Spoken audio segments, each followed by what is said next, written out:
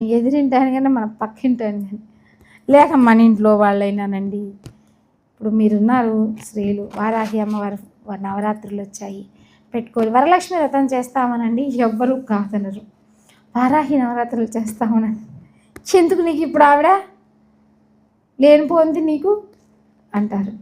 ఎందుకంటే వాళ్ళని ఆరాధించే వాళ్ళని గబక్కన ఏదన్నా అన్నారంటే మాత్రం వాళ్ళు ఒప్పుకోరు.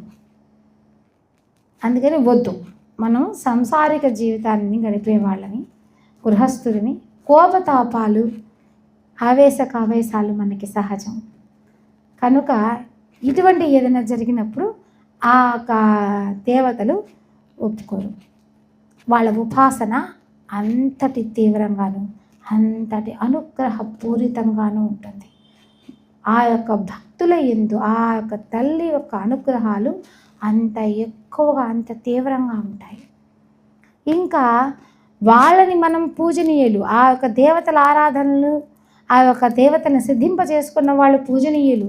వాళ్ళ యొక్క పాదాల స్పర్శ, వాళ్ళ యొక్క అర్చన, వాళ్ళ యొక్క సాంగత్యం మనకెంతో పూజనీయమైనది. ఎందుకు అనంటే వాళ్ళు అన్యంగా ఆలోచించడానికి లేదు, అన్ని పుణ్యంగానే ఆలోచించాలి.